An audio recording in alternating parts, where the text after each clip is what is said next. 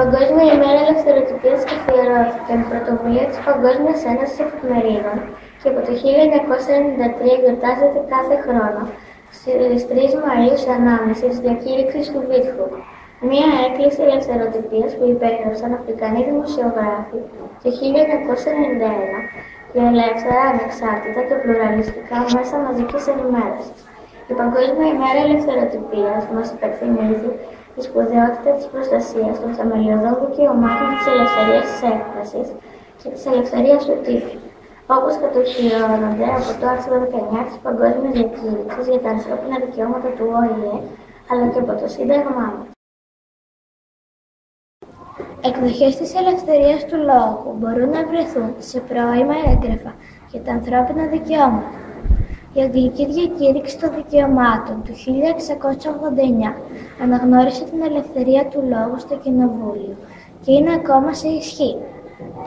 Η Διακήρυξη των Δικαιωμάτων του Ανθρώπου και του Πολίτη, που υιοθετήθηκε κατά τη διάρκεια της Γαλλικής Επανάστασης το 1789, επιβεβαίωνε ειδικά την ελευθερία του λόγου ως αναφέρεται δικαίωμα. Η Διακήρυξη προβλέπει την ελευθερία της έκφρασης στο άρθρο 11, το οποίο ορίζει ότι η ελεύθερη ανταλλαγή ιδέων και απόψεων είναι ένα από τα πιο πολύτιμα δικαιώματα του ανθρώπου. Το άρθρο 19 της Οικουμενικής Διακήρυξης των Ανθρωπίνων Δικαιωμάτων, που υιοθετήθηκε το 1948, ορίζει ότι καθένας έχει το δικαίωμα της ελευθερίας, της νόμης και της έκφρασης. Το δικαίωμα αυτό περιλαμβάνει την ελευθερία γνώμης, χωρίς παρεμβάσεις και την αναζήτηση, λήψη και διάδοση πληροφοριών και ιδεών με οποιοδήποτε μέσο και ανεξαρτήτως συνόρων. Σήμερα η ελευθερία του λόγου ή η ελευθερία της έκφρασης αναγνωρίζεται στο διεθνές και περιφερειακό δίκαιο για τα ανθρώπινα δικαιώματα.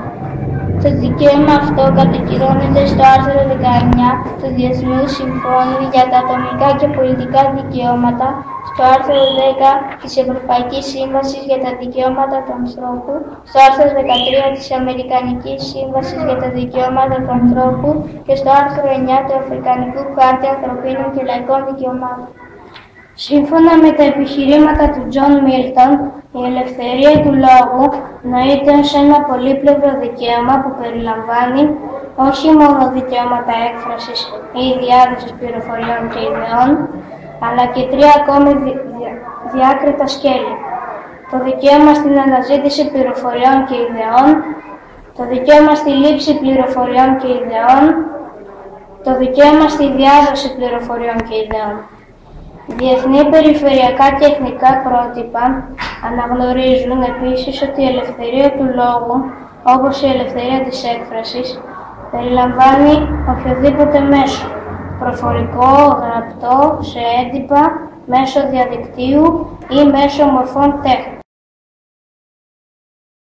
Ελευθερία του τύπου στο Ελληνικό Σύνταγμα, άρθρο 14. 1. Καθένας μπορεί να εκφράζει και να διαδίδει προφορικά, γραπτά και δια του τύπου τους στοχασμούς του, τηρώντας τους νόμους του κράτους. 2. Ο τύπος είναι ελεύθερος. Η λογοκρισία και κάθε άλλο προληπτικό μέτρο απαγορεύονται. 3. Η κατάσχεση εφημερίδων και άλλων εντύπων, είτε πριν από την κυκλοφορία είτε ύστερα από αυτή, απαγορεύεται. Κατ' εξαίρεση επιτρέπεται η κατάσχεση με παραγγελία του εισαγγελέα μετά την κυκλοφορία. Α. Για προσβολή της χριστιανικής και κάθε άλλης γνωστής θρησκείας. Β. Για προσβολή του προσώπου του Προέδρου της Δημοκρατίας. Γ. Για δημοσίευμα που αποκαλύπτει πληροφορίες για τη σύνθεση, τον εξοπλισμό και τη διάταξη των ενόπλων δυνάμεων ή την οχύρωση της χώρας ή που έχει σκοπό τη βία ανατροπή του πολιτεύματος ή στρέφεται κατά της εδαφικής ακεραιότητας του κράτους. Δ. Για άσεμνα δημοσιεύματα που προσβάλλουν ολοφάνερα τη δημόσια εδώ στις περιπτώσεις που ορίζει ο νόμος. 4. Σε όλες τις περιπτώσεις της προηγούμενης παραγράφου, ο εισαγγελέας μέσα σε 24 ώρες από την κατάσχεση οφείλει να υποβάλει την υπόθεση στο Δικαστικό Συμβούλιο και αυτό μέσα σε άλλες 24 ώρες οφείλει να αποφασίσει για τη διατήρηση ή την άρση της κατάσχεσης, διαφορετικά η κατάσχεση έρειται αυτοδικαίως. Τα ένδικα μέσα της αίρεσης και της ανέρεσης επιτρέπονται στον εκδότη της, εφημερίδας ή άλλου εντύπου που κατασχέθηκε και στον εισαγγελέα. Τι είναι δημοσιογραφία? Όταν μιλάμε για τη δημοσιογραφία, εννοούμε τη συγκέντρωση ειδήσεων και πληροφοριών και τη μετάδοσή τους μέσω των μέσων μαζικής ενημέρωσης, με στόχο την όσο το δυνατόν καλύτερη πληροφόρηση των πολιτών. Η δημοσιογραφία περιέχει την υποκειμενική άποψη αυτού που την ασκεί από τον τρόπο διαμόρφωσης ή παρουσίασης των συγκεντρωμένων πληροφοριών μέχρι τον άμεσο σχολιασμό τους. Όποιος ασκεί δημοσιογραφία ως επάγγελμα υποκείται στον κώδικα δημοσιογραφικής διοντολογίας της Ένωσης Συντακτών στην οποία ανήκει. Οι τομείς με τους οποίους ασχολείται η δημοσιογραφία καλύπτουν όλα τα ζητήματα της κοινωνικής, πολιτικής, οικονομικής και πολιτιστικής ζωής. Πολλοί θεωρούν το επάγγελμα του δημοσιογράφου ότι είναι λειτουργήμα. Επειδή ο δημοσιογράφος αποτελεί κοινωνικό έργο, εργάζεται δηλαδή για το όφελος του συνόλου της κοινωνίας και συμβάλλει στην εύρυθμη λειτουργία της. Για αυτούς τους λόγους και επειδή πιστεύω ότι η δημοσιογραφία είναι πολύ σημαντική, θα ήθελα να γίνω δημοσιογράφος όταν μεγαλώσω. Τι είναι ο δημοσιογράφος? Δημοσιογράφος είναι το πρόσωπο που ασχολείται με τη συλλογή και τη μετάδοση πληροφοριών προς το κοινό σχετικά με την επικαιρότητα, τα προβλήματα που υπάρχουν, τους ανθρώπους, τα θέματα που τους απασχολούν και άλλα. Οι δημοσιογράφοι συλλέγουν πληροφορίες είτε προφορικά είτε γραπτά και τις δημοσιεύουν στα μέσα μαζικής ενημέρωσης. Τους δημοσιογράφους τους χωρίζουμε σε πολλές κατηγορίες. Παρουσιαστές ειδήσεων, ανταποκριτές ρεπόρτερ. Αυτοί συλλέγουν πληροφορίες για κάποιο γεγονός και τις δημοσιεύουν με ανταπόκριση ή με ρεπορτάζ στα μέσα μαζικής επικοινωνίας, όπως είναι οι εφημερίδες, η τηλεόραση, το ραδιόφωνο, τα περιοδικά, το ντοκιματέρ και το διαδίκτυο. Αρθρογράφοι. Αυτοί γράφουν τα άρθρα που εμφανίζονται τακτικά στις εφημερίδες ή τα περιοδικά αποκαλούμενες στήλες. Φωτογράφοι και συντάκτες. Εύα. Ναι. Γιατί είναι σημαντική η δουλειά σου? Δεν ξέρω γιατί είναι σημαντική. Μας φαίνεται εμάς ότι είναι σημαντική η δουλειά μας. Εμείς κάνουμε τη δουλειά αυτή διότι μας αρέσει. Το βασικό για τη δουλειά που διαλέγει ο καθένας είναι να του αρέσει. Διότι αν κάνεις μια δουλειά που δεν σου αρέσει, δεν την κάνεις καλά. Μπράβο. Εμένα λοιπόν μου αρέσει που είμαι δημοσιογράφος, που έγινα δημοσιογράφος και κάνω αυτή τη δουλειά. Εγώ έχω, η γυναίκα μου ας πούμε είναι λογίστρια. Αν της έλεγα να γίνει δημοσιογράφος, με τίποτα, δεν θέλει. Η κόρη μου είναι μηχανικός. Ούτε λογίστρια θέλει να είναι, ούτε δημοσιογράφος.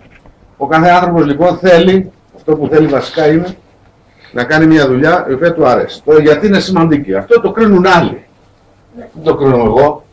Εγώ νομίζω ότι είναι σημαντική, διότι ο κόσμος πρέπει να μαθαίνει τι γίνεται, να μαθαίνει τις ειδήσεις, να έχει πρόσβαση ο απλός ο άνθρωπος να μπορεί να λέει το πρόβλημά του στην τηλεόραση, στην εφημερίδα ή στο ραδιόφωνο, να μπορεί να ελέγχεται η εξουσία, οι κυβερνήσεις, οι βουλευτές, οι υπουργοί, οι γραμματείς, οι φαρισαίοι, οι αξιωματικοί, οι αστυνομικοί κτλ. Να υπάρχει ένας έλεγχος. Η δουλειά της δημοσιογραφίας είναι, μεγάλο κομμάτι της είναι πρώτον να ενημερώνει τους ανθρώπους και δεύτερον να ασκεί έναν έλεγχο σε αυτούς που διοικούν την κοινωνία. Διότι διαφορετικά, αν δεν ασκείται αυτού του είδους ο έλεγχος, αυτή, άμα είσαι με πολύ μεγάλη εξουσία, παρεκτρέπεσαι και κάνεις ό,τι νομίζεις. Διότι νομίζεις ότι δεν σε ελέγχει κανείς. Τα είδη του ρεπορτάζ. Τα ρεπορτάζ, ανάλογα με το είδος τους, μπορούν να χωριστούν σε πολλές κατηγορίες. Οι βασικότερες από αυτές είναι: πρώτον, ελεύθερο, ο προθάλαμος ή η σχολή δημοσιογραφίας για πολλούς, όλους όσοι ξεκινούν τη σταδιοδρομία τους. Είναι, κατά κανόνα, το δεύτερο σε ανθρώπινο δυναμικό τμήμα μιας εφημερίδας, έπειτα από το αθλητικό. Ο ελεύθερος ρεπόρτερ αποτελεί το πασπαρτού ή τον καμικάζι της εφημερίδας. Καθημερινά απασχολούνται με διαφορετικό θέμα, με αποτέλεσμα να αποκτούν πολύτιμη εμπειρία, να αυξάνουν την ικανότητά τους, να βγάζουν ειδήσεις, να αντιμετωπίζουν τα γεγονότα και με κριτικό πνεύμα και καθημερινά να περιορίζουν τα λάθη τους. Δεύτερον, αστυνομικό. από τα σημαντικότερα τμήματα μιας εφημερίδας. Οι δημοσιογράφοι που το αποτελούν έχουν ως αντικείμενο κάθε τι που συμβαίνει και απασχολεί τις αρχές ασφάλειας εκτός από το λιμενικό, που είναι αρμοδιότητα του πειραϊκού ρεπορτάζ. Δικαστικό. Επίσης σημαντικό τμήμα, το οποίο ασχολείται με ό,τι συμβαίνει στον χώρο της δικαιοσύνης. Συχνά υπάρχει συνεργασία με το αστυνομικό ρεπορτάζ, αφού οι συλληφθέντες οδηγούνται στον εισαγγελέα και στον ανακριτή. Πειραϊκό. Στα θέματα της αρμοδιότητας των συντακτών που το στελέχουν, περιλαμβάνεται το Υπουργείο Ναυτιλίας. Ό,τι συμβαίνει στο λιμάνι του Πειραιά και τα άλλα λιμάνια, αλλά και ό,τι άλλο συμβαίνει στην ευρύτερη περιοχή του Πειραιά. Αστυνομικό, δικαστικό, τοπική αυτοδιοίκηση. Πέμπτο, πολιτικό. Οι δημοσιογράφοι του ρεπορτάζ αυτού παρακολουθούν τις δραστηριότητες των κομμάτων και των πολιτικών. Έκτο, κοινοβουλευτικό. Έχει ως αντικείμενο την παρακολούθηση των εργασιών της Βουλής των Ελλήνων, η οποία ασκεί την νομοθετική εξουσία. Έβδομο, οικονομικό. Στο ρεπορτάζ αυτό είναι χρεωμένα τα Υπουργεία Εθνικής Οικονομίας, Οικονομικών, Βιομηχανίας, Ανάπτυξης, Ενέργειας, Εμπορίου και οι φορείς, τελωνία, οικονομικές εφορίες που υπάγονται σε αυτά. Όγδοο, εξωτερικό. Οι δημοσιογράφοι αυτού του τμήματος επεξεργάζονται τις ειδήσεις που έρχονται μέσω των ανταποκριτών ή των πρακτορείων και προτάσουν ότι γίνεται στο εξωτερικό και αφορά τη χώρα μας. Πρέμετ. Αθλητικό. Το πλέον πολυμελές τμήμα μιας εφημερίδας, το οποίο παρακολουθεί την αθλητική δραστηριότητα εντός και εκτός Ελλάδας. 10. Καλλιτεχνικό. Καλύπτει θέματα βιβλίου, μουσικής, θεάτρου, κινηματογράφου, πολιτιστικών εκδηλώσεων, συναυλιών και αρχαιολογίας. 11. Επαρχιακό. Οι δημοσιογράφοι αυτού του τμήματος επεξεργάζονται τις ειδήσεις που έρχονται από τους ανταποκριτές και αφορούν γεγονότα που έγιναν στην περιφέρεια. 10. Τηλεοπτικό και ΜΜΕ. Καλύπτει θέματα που αφορούν γραπτό και ηλεκτρονικό τύπο. 13. Υπουργείο. Κάθε Υπουργείο είναι χρεωμένο σε ένα δημοσιογράφο. Τα άλλα είδη ρεπορτάζ σε μια εφημερίδα έχουν σχέση με τη δομή και τον προσανατολισμό της. Φωτορεπόρτερ. Οι φωτορεπόρτερ είναι επαγγελματίες φωτογράφοι που βγάζουν φωτογραφίες για να δημοσιευθούν σε εφημερίδες, στο ίντερνετ και άλλα. Οι φωτορεπόρτερ συγκαταλέγονται στους δημοσιογράφους, καθώς φωτογράφουν και αυτοί κάποιο γεγονός, όχι όμως με το μολύβι, αλλά με το φωτογραφικό φακό του. Οι φωτορεπόρτερ, παρότι ίσως κινδυνεύουν περισσότερο από όλους, δεν σταματούν να μας δίνουν αποκαλυπτικές φωτογραφίες, κυρίως για την καταπάτηση των ατομικών δικαιωμάτων. Ο δημοσιογράφος πρέπει ή δεν πρέπει να έχει άποψη για τις ειδήσεις που μεταδίδει? Πρέπει να έχει άποψη για τις ειδήσεις που μεταδίδει, λέω εγώ. Απλώς πρέπει η άποψη αυτή να λέει ότι αυτό είναι η άποψή μου και αυτό είναι η είδηση. Να το ξεκαθαρίζει. Αλλά ούτως ή άλλως όλοι οι άνθρωποι έχουν άποψη. Πρέπει να έχουν άποψη. Δηλαδή ο δημοσιογράφος που λέει ότι εγώ, παιδιά, σας λέω απλώς τις ειδήσεις χωρίς να τις σχολιάζω και χωρίς να ξέρω τι λέω, δεν του έχω καμία εμπιστοσύνη εγώ. Και ούτε γίνεται. Τώρα άμα λες μια ειδησούλα τόσο ιδά, αν ας πούμε η είδηση είναι είχαμε ένα τροχαίο στην Εθνική Οδό και τράκαρε ένα αυτοκίνητο και τραυματίστηκαν 2 άνθρωποι, και τώρα τι άποψη να έχεις. Αλλά όταν λες μια πολύπλοκη που έχει σχέση με πολιτικά, που έχει σχέση με κοινωνικά, που έχει σχέση το ένα με το άλλο, εκ των πραγμάτων πρέπει να έχεις κάποια άποψη, διότι διαφορετικά δεν γίνεται, και ειδικά σε μεγάλες εκπομπές σαν τη δική μας 3 ώρες τι θα λέμε. Χωρίς άποψη γίνεται? Όχι. Δεν γίνεται εύκολα. Εσείς και μια κουβεντούλα κάνετε μεταξύ σας και πάλι λέτε την άποψή σας. Δεν τη λέτε? Λίγο τι λέτε.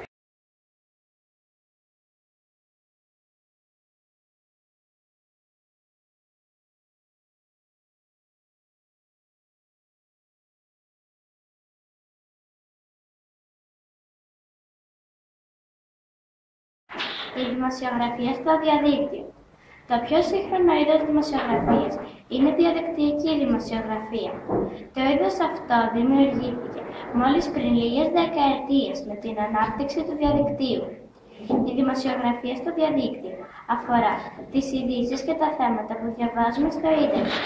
Στο είδος αυτό της δημοσιογραφίας υπάρχουν ορισμένα προτερήματα, όπως και μειονεκτήματα. Ένα από τα προτερήματα της διαδικτυακής δημοσιογραφίας είναι η δυνατότητα ανάγνωσης από το κινητό, από το λάπτοπ ή από το τάμπλετ των ειδήσεων σε οποιοδήποτε μέρος με πρόσβαση στο δίκτυο υπολογιστών και ανά πάσα στιγμή. Χάρη στην τεχνολογία που υπάρχει σήμερα, η δημοσιογραφία έχει εξελιχθεί ραγδαία. Η ενημέρωση προσφέρεται ελεύθερα από τους ίδιους τους δημοσιογράφους σε αυτόνομες σελίδες ή από ιστοσελίδες καναλιών και εφημερίδων. Παρόλο που η τεχνολογία μας λύνει τα χέρια, δεν είναι δύσκολο κάποιος επιτίδιος να δημιουργήσει μια σελίδα και να αναλύει και να εκθέτει δικές του ίσως ψεύτικες ειδήσεις. Το γεγονός αυτό μπορεί να οδηγήσει στη δημιουργία λανθασμένης άποψης στους ανθρώπους. Έτσι, για να ενημερωνόμαστε σωστά, θα πρέπει να κοιτάζουμε τις ειδήσεις σε εγκεκριμένους ιστότοπους, αποφεύγοντας με τον τρόπο αυτό την ανάγνωση μη έγκυρων ειδήσεων. Δημοσιογράφοι χωρίς κίνδυνο. Σε μερικούς ανθρώπους σίγουρα έχει περάσει από το μυαλό τους η ιδέα για να γίνουν δημοσιογράφοι. Αλλά μαζί με αυτή την ιδέα, σίγουρα θα σκέφτηκαν πως το επάγγελμα αυτό κάποιες φορές γίνεται επικίνδυνο.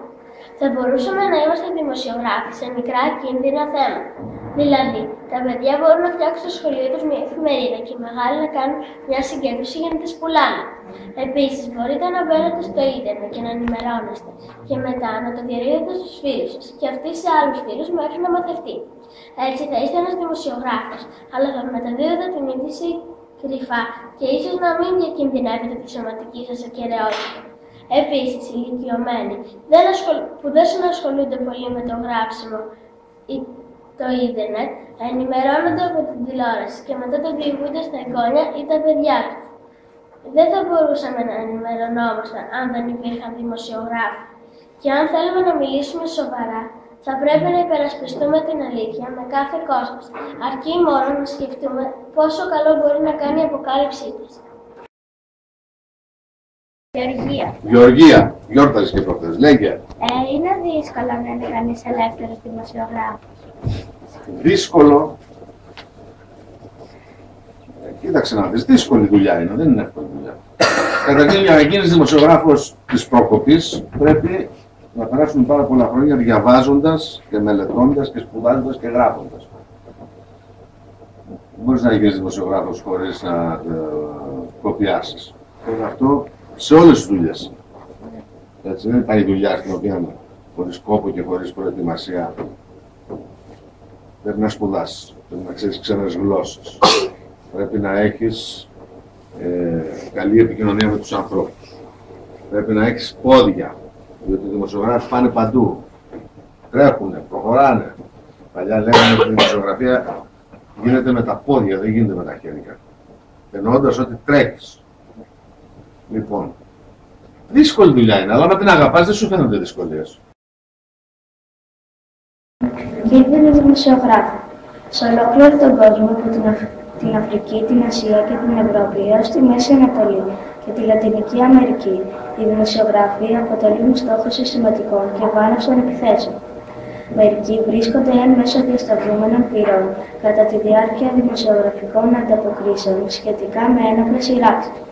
Ωστόσο, οι περισσότεροι γίνονται θύματα στοχευμένων επιθέσεων εγκληματικών ομάδων καθώς και ατόμων που επιχειρούν να παρεμποδίσουν τη μετάδοση πληροφοριών, την αποκάλυψη περιπτώσεων διαφοράς και άλλων εγκληματικών δραστηριοτήτων και τη διάδοση απόψεων και αιρέας ασημασίας. Σχεδόν καθημερινά δέχονται απειλές κατά τη ζωή τους.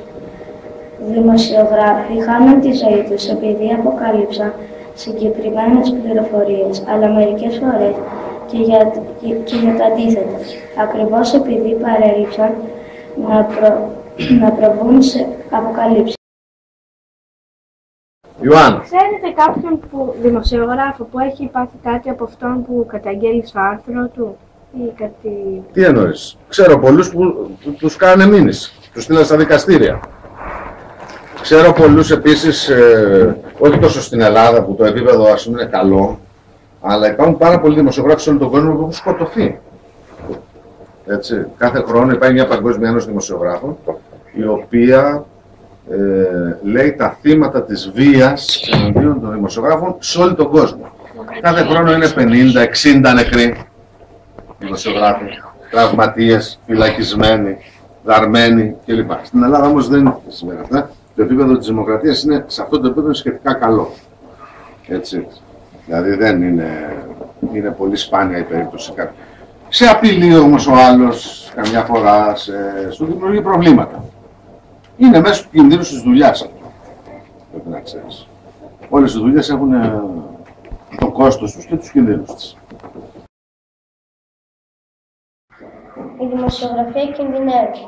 Οι δημοσιογράφοι που πηγαίνουν σε ξένες χώρες, που γίνεται πόλεμος, είναι πολύ γενναίοι. Ρισκάρουν τη ζωή τους μόνο και μόνο για να μας ενημερώσουν για το τι γίνεται εκεί.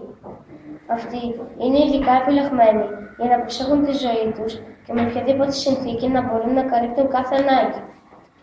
Η φετινή απονομή των βραβείων της Χρυσής Πένας είναι αφιερωμένη στους 1.100 δημοσιογράφους που βρήκαν το θάνατο από το 1992 μέχρι σήμερα.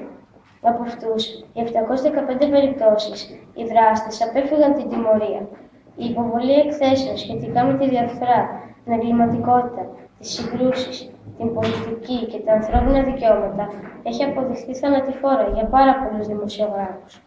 Οι αρχικές απειλές και απαγωγές κλιμακώνονται σε δολοφονίες εξαιτίας της αδυναμίας ή της αδιαφορίας των αρχών να παρέμβουν, τροφοδοτώντας με αυτόν τον τρόπο έναν κύκλο ατιμορρησίας.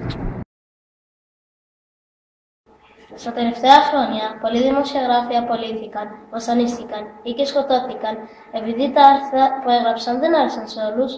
Η δουλειά του δημοσιογράφου μερικές φορές είναι πολύ επικίνδυνη. Επειδή μπορεί τα άρθρα του να είναι σωστά, επειδή όμως συσχεπάζουν παρανομίες, δεν αρέσουν σε όλους. Νομίζω πως ο εκφοβισμός των δημοσιογράφων δεν είναι καθόλου καλό πράγμα, επειδή παραβιάζει πάρα πολύ σημαντικό δικαίωμα που έχουμε ως άνθρωποι, το δικαίωμα της ελευθερίας της έκφρασης. Τι έγινε τα τελευταία χρόνια? Ο αριθμός δημοσιογράφων που έχασαν τη ζωή τους σε στοχευμένες δολοφονίες, βομβιστικές επιθέσεις και πυροβολισμούς σε όλο τον κόσμο αυξήθηκε σε 118 το 2014 από 105 που ήταν το προηγούμενο έτος. Όπως ανακοίνωσε η μεγαλύτερη οργάνωση των δημοσιογράφων στον κόσμο, η Διεθνής Ομοσπονδία Δημοσιογράφων, που έχει έδρα της Βρυξέλλες. Το Πακιστάν ήταν η πιο επικίνδυνη χώρα για τους εκπροσώπους των μέσων ενημέρωσης με 14 φόνους δημοσιογράφων. Επόμενη ήταν η Συρία, όπου έχασαν τη ζωή τους 12 δημοσιογράφοι. 9 δολοφονίες συνέβησαν στο Αφγανιστάν και στα Παλαιστινιακά εδάφη. 8 δημοσιογράφοι σκοτώθηκαν στο Ιράκ και την Ουκρανία.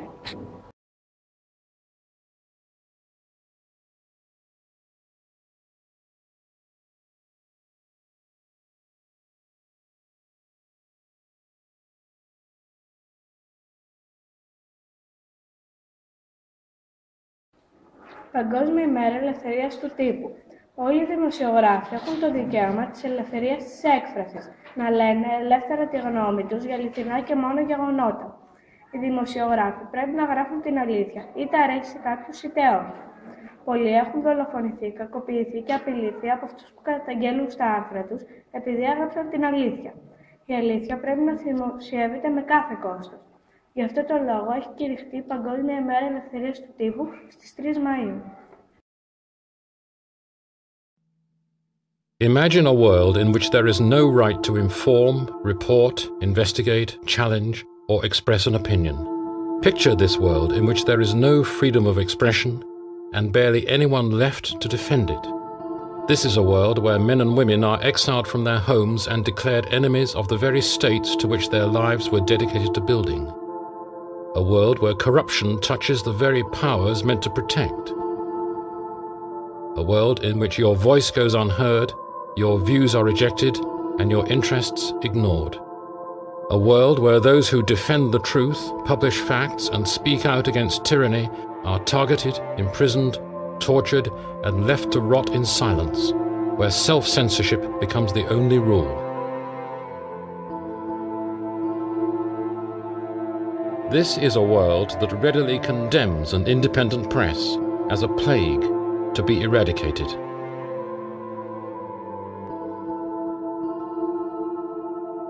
For over 5.5 billion people, this is the reality of their world today.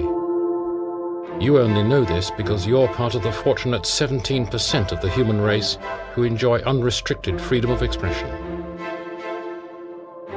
This knowledge is power. Use it to help us make a difference.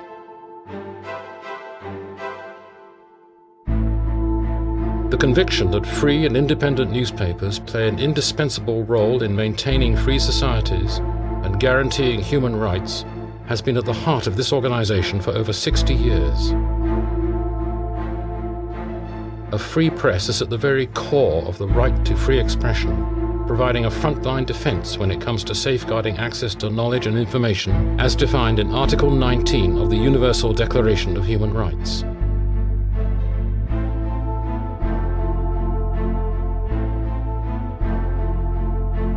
A free press provides a window through which all the abuses of this most fundamental of rights can be revealed. Put simply, freedom of expression is the right that underpins all rights.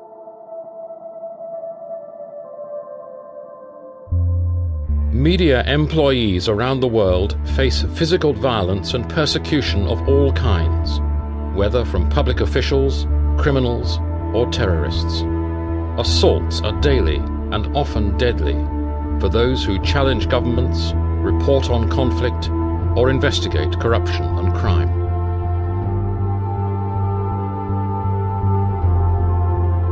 These people are the courageous publishers, editors, and journalists who continue, in the face of repression, to deliver the news and inform the public of their right to know. Join us in making press freedom a reality for everyone.